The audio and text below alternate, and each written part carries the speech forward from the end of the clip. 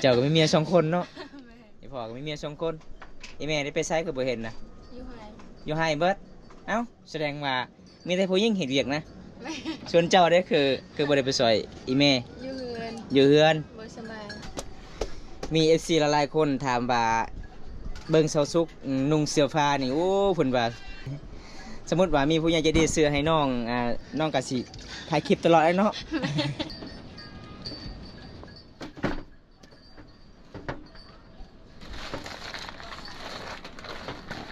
นี่ละชีวิตบ้านเฮาเขตชนบทขณะเฮ็ดให้เฮ็ดสวนปลูกมันปลูกข้าวก็ยังบ่กุมกินน้องก็สิฝ่าฝืนในบรรยากาศยามแลงเด้บ่ฮู้อีก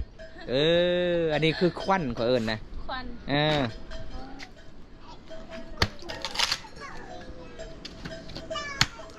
อันนี้คือน้องสาวเพิ่นพาเพิ่นฟ้าแล้วขึ้นเฮือนเลยบ่อ๋อน้องพาแล้วขึ้นเหินขึ้นศาลเลยเด้อทุกคน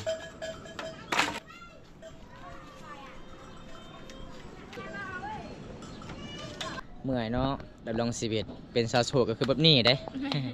ทำบ่ได้ขยันกับผู้บ่าวบ่ได้มากเด้คนอื่นเขาเจ้าเอาผัวหลายคนแล้ว14 15ก็เอาผัวปะเจ้าอายุจักปีละ25ปีแม่นบ่ แสดงว่าเป็นสาวเท่าข้างบ้านเด้เจ้านี่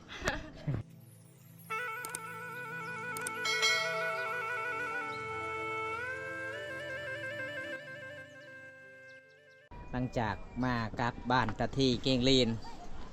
มาเยี่ยมมายามสาวสุขบรรยากาศยามแรงๆสบายดีเด้อสาวสุขโดยสบายดีแต่งตัวงามเนาะเจ้าฮู้บ่มีหยังผู้ใหญ่ใจดีมาฝากเจ้าบ่ฮู้บ่ ข่อยกับบ่ฮู้คือกันมีผู้ใหญ่ใจดีทักหาว่ามีเครื่อง21กิโลนะ จักอีหยังแน่เพิ่นว่าสิฝากน้ำเจ้ามีหยังแน่เสื้อผ้าบ่ส่งเสื้อโอ้ก็คืออีกยัง2 มื้อก็สิได้ไปรับเครื่องเลยทุกคนตอนนี้จะเฮ็ดหยังตอนนี้นึ่งข้าวบ่นึ่งข้าวแต่งตัวสุดนี้เนาะ บ่ได้ไปลาป่าบ่น้องเป็นหยังคือบ่ได้ไปเอาป่าช่วงนี้น้ำลายสะดุ้งนี่ก็บ่ได้ไปตึกสะดุ้งนะโอ้เอาทุกคนไปอัปเดตวิถีชีวิตน้องสาวเพิ่นเลยมื้อนี้บังเอิญมาเยี่ยมมายามเป๊ะน้องก็นึ่งข้าวเป่าไฟบรรยากาศยามแลงอันนี้คือวิถีชีวิตของสาวลาวเขตชนบทเด้อทุกคนจะอยู่ผู้เดียวบ่มื้อนี้บ่พ่ออาย เจ้าก็มีเมีย2 คนเนาะไอ้พ่อก็มีเมีย2 คนไอ้แม่ได้ไปไสคือบ่เห็นนะอยู่ให้เบิดเอ้าแสดงว่ามีแต่ผู้หญิงเห็นเวียกนะ ส่วนเจ้าได้คือบ่ได้ไปซอยอีแม่อยู่เฮือนบ่สบายเฮ็ดเวียกอยู่เฮือนนึ่งข้าวเป่าไฟอยู่เฮือนเนาะโอ้นี่คือชุดเฟิ่นห้องนอนเฟิ่นกับประมาณชั่นี้เด้อทุกคนเลยเมื่อนี้ก็คือมีข่าวได้ดีอีกมีผู้ใหญ่ใจดีจากประเทศไทยฝากเครื่องมาให้สาวสุขบางทีก็ทีวีหน้าจอใหญ่ๆเลยได้บางทีเขาเว้า จากหน้าจอใหญ่จากไอ้ยังเฮาก็บ่ฮู้กันแล้วทุกคนเลยแต่มีผู้ใหญ่ใจดีฝากมาประมาณน้ำหนัก21กิโลพี่น้องเอ้ยมันหนักเติบเลยเอ้าสุกแล้วบอกเขาเจ้านะยังเจ้าเช็ดยังตอนนี้เจ้าสิถ่ายคลิปบ่โอ้มาคอยสิจับกล้องให้คอยสิเป็นมือกล้องให้มื้อนี้นะเอาทุกคนน้องก็เป็นยูทูบเบอร์เด้2ของน้องก็คือน้องสุกสาวลาวเฝ้ามังกรผู้ใดอยากทักหาน้องอยากไปเบิ่งวิถีชีวิตน้องก็เข้าไปเบิ่งช่อง YouTube น้องเลยทุกคนน้องสุกสาวลาวเฝ้ามังกรก็สามารถเข้าไปเบิ่งรับชมได้มี FC หลายๆคนถามว่าเบิ่งสาวสุกนุ่งเสื้อผ้านี่โอ้เพิ่นว่าอยากให้ซื้อให้สาวสุกหลายๆเด้ให้สาวสุกถ่ายคลิปเขาเว้านะ สมมุติว่ามีผู้ใหญ่ใจดีซื้อให้น้องเสื้อผ้าแบบกางเกงสั้นๆก็น้องก็สิถ่ายคลิปตลอดเลยเนาะ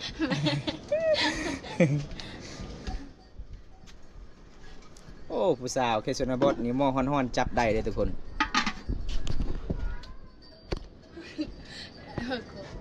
จนกระแทก อีหยังแทรดนะน้ำจนบกจนแห้งเลย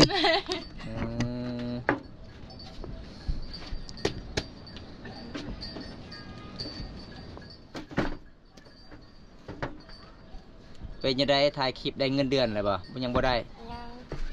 แสดงว่าถ่าย ลาเนาะยังบ่ได้เงินผ่านกดเลยบ่ ฮะ ผ่านเลยบ่กดนะ ผ่านแล้ว ผ่านแล้วแต่ยังบ่ได้เงิน แม่ โอ้บางคนก็คอมเมนต์ในช่องคอยว่าช่องวิดีโอสดสุกเป็นหยังคือบ่มีเสียงโทรศัพท์เจ้ามันพังเลยเนาะ แม่ คันมีเงินก็สิซื้อใหม่เนาะโอ้คันมีเงินน่าสิซื้อของทุกคนน้องบ่มีเงินเพราะว่าน้องเฮ็ดคลิปมาก็บ่ได้เงินจักกีบรหัสพินยังบ่มาบ่ แม่ โอ้จักเดือนเลยจะขอรหัสนะ หลายเดือน หลายเดือนแล้วคือยังบ่มา แม่ เออเอาบ่ฮอดดอกหลายเดือนนะคัน2 เดือนมาโลดรหัสพินแต่ประเทศอเมริกา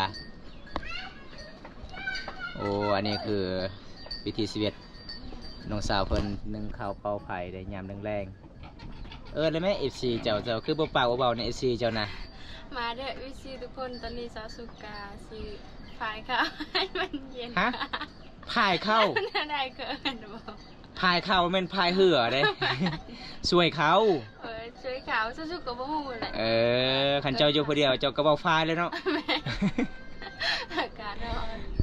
น้องเว้าภาษาลาวบ่ค่อยเก่งทุกคนแบบนี้ล่ะบ้านนอกบ้านนาบ้านเฮากันเนี่ยบ่ตากับเว้าลาวยังบ่ค่อยเก่ง สาวสุกก็เว้าภาษาลาวผิดตลอดบ่ฮู้ เว้าภาษามังกรเป็นอยู่เนาะ เป็น อืมเอาบางทีก็มีผู้ใหญ่ใจะดีซื้อให้หน้าจอใหญ่เด้เพิ่นว่าสิให้หน้าจอตัวใหญ่ๆเลยคันสิมีหน้าจอก็บ่มีจานดาวเทียมแม่นเด้บัดนี้ สิเบิ่งได้มีเบิ่งแต่หน้าจอน่ะถ้ามีเงินก็ซื้อเนาะจานดาวเทียมน่ะ อันมีเงินก็ซื้อ เบิ่งทีวีของน้องน้อยๆทางนั้นทุกคนเลย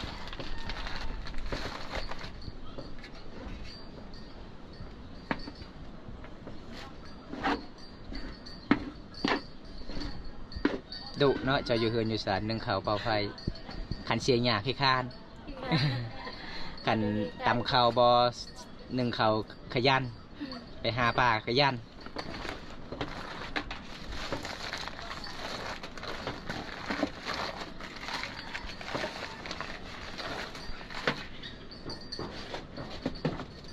ประมาณจังนาทีเข่าเจ้าจนหนึ่งนะถึงสุก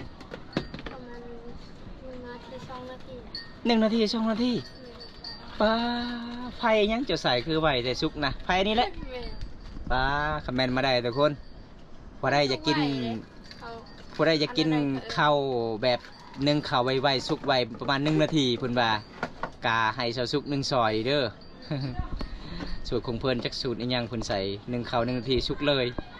สวย แต่มันแปลกเนาะ1 นาทีมันยังนำในหม้อคือมันบกหมด เพราะว่าจะชุกใส่น้ำอะบ่ลาย ใส่น้ำมาลายอีกเอาในนั้นอีกได้ มองตาก็จนตกใจน้ำมันบกเบิดทุกคนเลย อันนั้นคือล้านป่ะ แม่ เออข้าวให้หรือว่าข้าวหน้านี่ เขาให้ ข้าวให้ อยู่คนเจ้าบุมีหน้าเนาะ บ่มีนะ อ๋อเพื่อนน้องกับประมาณสำนีพี่น้อง เห็นบ่มีแติเสียผ้าเก่าๆ วันนี้ก็มาเยี่ยมมายามน้องก็เป็นมือจับกล่องให้น้องอีกได้ กำบันไดจับกล่องให้น้องก็น้องก็บอกให้มาเยี่ยมมายามทุกคน น้องก็เป็นสาวยูทูบเบอร์ในเขตชนบทหมู่บ้านเจ้าก็มีแต่เจ้าผู้เดียวเนาะ แม่ โอ้คนอื่นเขาเล่นบ่เป็นบ่บ่เป็นเนาะ บ่เป็น อ๋อแสดงว่าเจ้านี่เจ้าเฮียนมาแต่ไสคือเจ้าฮู้จัก มีหลายแบบหาปลาสอนสะดุงลาปลาใส่มองตึกแห่ก็เป็นเองบ่หรือว่าเฮียนนำไม่พอยแม่ เรียนนำไม่พอนี่ โอ้พ่อแม่แสดงว่าเก่งเนาะ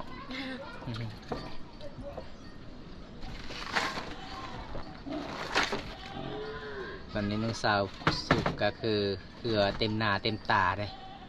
เหือไหลย้อยไหลย้อยบ่มีพาเซ็ตเป็นว่า เอาได้มือนั่นละเซ็ตทุกคนนี่ละชีวิตบ้านเฮาเขตชนบทคันโบเฮ็ดกับบ่มีกินในลีเลยทุกคนเลยขนาดเฮ็ดให้เฮ็ดสวนปลูกมันปลูกข้าวก็ยังบ่กุมกิน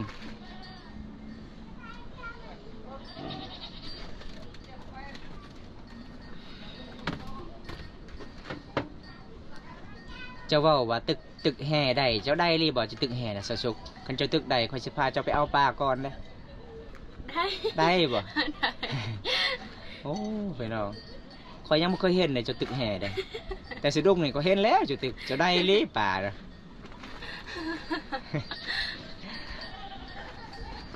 มันเจ้ากี่ตัวแล้วแห่เนี่ยมันยากได้คอยตึกบ่เป็นเลยเป็นยังเนาะเจ้าเนาะ เป็น แต่จักปี้แหละจะตึกแห่น่ะจะเฮียนตึก ทำแต่น้อย ตั้งแต่น้อยเอาไปเบิ่งวิถีชีวิตน้องไปเอาป่าเดี๋ยวทุกคนเลยไปตึกแห่เพิ่นว่าได้จากง้องไอเมย์เจ้าสองคนมาแต่ไห้ ประมาณ5 โมงแรงตอนนี้4 โมงเนาะยัง1 โมงเนาะเสียยาให้ปลูกข้าวแล้วอ๋อบ่ฮอนนะมือผู้สาวจับรถจับโดนรถข้าวให้เป็นเม็ดใหญ่บ่แม่นคือข้าวหน้าเป็นเม็ดน้อยนะทุกคนข้าวให้นี่ก็คือแบบเวลาเป็นตามความเชื่อชนบทบ้านเฮาข้าวให้เนี่ยเขากินแบบมันกะสิทนๆแน่ก็บ่คือเขากินข้าวหน้ามันเบิดไวทุกคนถ้าเขามีข้าวให้ลายมันกินก็คือเบิดยากพี่น้องแบบเฮานับถือประเพณีบ้านเฮาจำฮีดจำของอะไรยังก็คือข้าวให้คือข้าวหน้ามีแต่เฮาบ่ได้จำอย่างทุกคนมีแต่เฮาเกี่ยวแล้วก็กินเลยเฮาบ่ได้เอิ้นควัน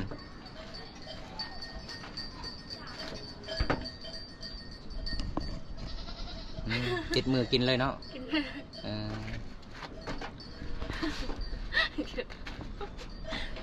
ยังระบัดนะ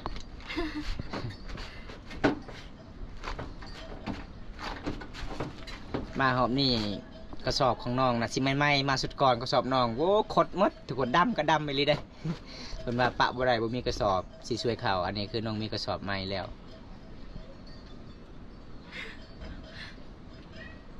เมื่อยบ่ให้ยังโจยิ้มตลอดเมื่อยบ่ฮะ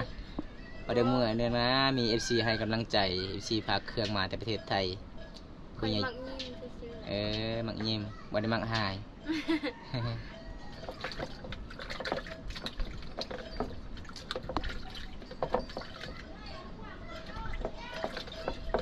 อ้ายเจ้าไปใส่ไปหาปลาเมียเราก็ออกให้บ่ยังอายเจ้าคือบ่ได้ออกให้ฮะเลี้ยงงัวอายผู้ยังบ่ทันเอาเมียเด้มันก็อยู่เฮือนแหละอยู่เฮือนใช่แล้วว่าไปอยากไปเฮ็ดงานอยู่ประเทศไทยแล้วว่านะอยากไปอยู่จัดบ่พูดละกลับเอ้าตอนนั้นแล้วว่าลาน้องสาวลายพ่อแม่ค่อยไปเลยเด้อคือสิไปประเทศไทยแล้วอันนี้เรากลับอีกไปยังคือเรากลับไวแท้แม่นเราเข็นฮอดบ้านบอกไปไกลบ่ได้บ่เอาอายเพิ่นอยากไปเฮ็ดงานอยู่ประเทศไทยแต่บ่มีเงินจ้างค่ารถทุกคนเลยนี่ตอนนี้น้องก็เกียมเอาไว้เครื่องของเลยติดข้าวเพิ่นมีติดใหญ่ติดหน่อเลยทุกคนเพราะว่าเฮือนน้องกับมันก็หลายคนแน่นี่คือห้องนอนผู้สาวเบิ้ง6 ขนาดเลยห้องนอนผู้สาวบ่ได้มียังมีแต่พัดลมอันนึงหลังจากเจ้านึ่งข้าวสำเร็จเจ้าสิไปใส่ต่อสุกฮะเจ้าสิไปใส่ต่อหลังจากเจ้านึ่งข้าวสำเร็จนะไปนี่ยังไปนะตลาดเนี่ยภาษาลาวได้ปะจะได้ตลาดเนี่ยบ่ฮู้ตลาดเนี่ยมันเป็นผ้าพื้นปะแมนโอ้ไปทุกคนไปบักผมมันไปบัก ไปรับชมน้องกะสีฟ้าฟื้นในบรรยากาศยามแรงเลยวิธีฟ้าฟื้นก็คือน้องต้องใส่ชุดนี้ก่อนนะทุกคนไอ้ย่างตีนเจ้านะคือมันบาดเบิดคนข่าวเนาะ อยู่โดนบ่ได้เด้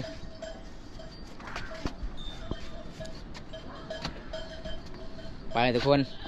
เบิ่งสาวสุกฟ้าฟื้นเด้อไปตามติดวิธีชีวิตน้องก่อนหลังจากบำตามาแต่เก่งลีนบ้านตะเทยใหญ่ไปเบิ่งสาวแก้วกับสาวยำโอ้หมูเจ้าวะนี่บ่ปลาตัวบักใหญ่เลยนี่เป็นเฮือนน้องสุกกับประมาณชั่วนี้ละทุกคนเลยนี่อันนี้คือบุมีสังกะสีเจ้าก็เอาเสียเอาเพบัตอันนี้เขาจะมุงโดยหญ้าคาเห็นบ่มันสิพังมันแล้วเฮือนน้องทุกคน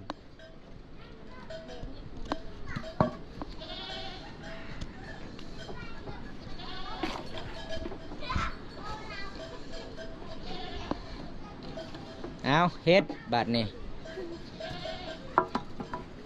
อุ้ยกระไรได้รวดตาดาปะวะไปหายังหาจ้วงอีกแล้วเอาแปลเอาเด้อทุกคนเพิ่นว่าไปหาจ้วงเบิ่งจ้วงของเพิ่นไปว่าจังไดอันนี้บ่ภาษาลาวว่าจังไดจ้วงนี่บ่ฮู้อีกอันนี้คือควันเขาเอิ้นนะ ควัน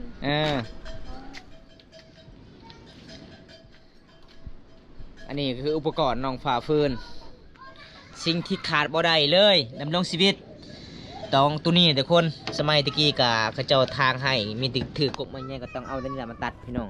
ช่วงนี้ครับถือกบไม้ใหญ่เขาเจ้าก็มาจ้างคนที่มีจักรเลื่อย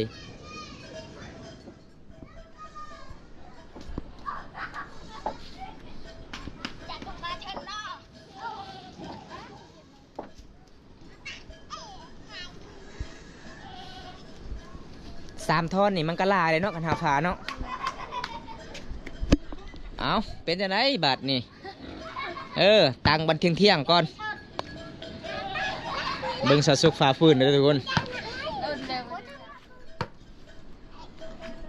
โอ้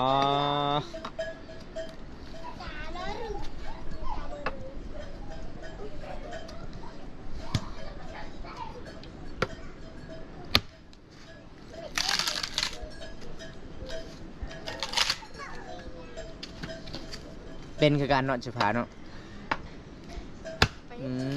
ปะวะโอ้เก่งขนาดเลย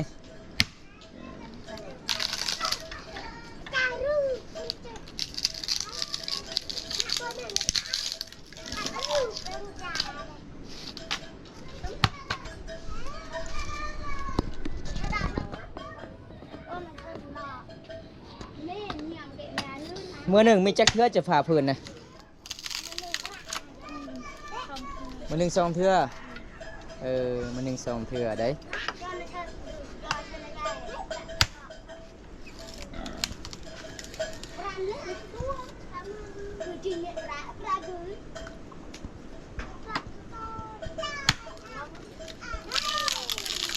ไม่ยังเคยนี่ไปซ้ำกองไม่ยังไม่ก็ได้ป่ะไม่ลิเลือเอาไปเอาเด้อทุกคนไม่ลิเลือก็มีได้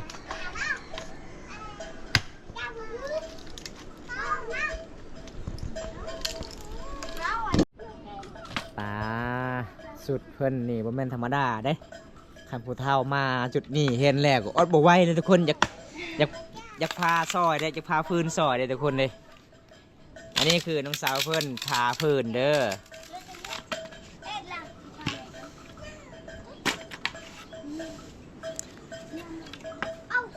เอาเฮ็ดสาวสุก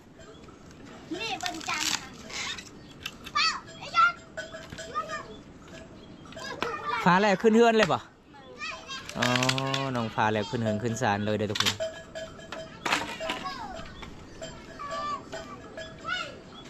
แล้วลายเลยไม่ได้2 ท่อนก็ลายเลยเนาะมันกะ2 ท่อนก็ลายอยู่ทุกคนเห็นบ่เขาเจ้าพาเฟินต้องลงชีวิต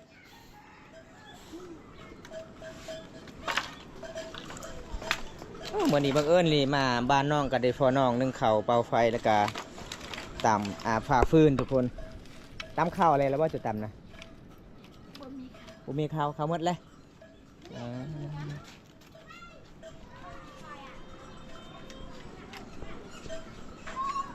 โอ้ขึ้นดีเด้อ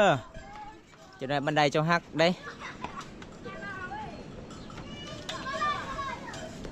ไปทุกคนขึ้นเงินน้องก่อน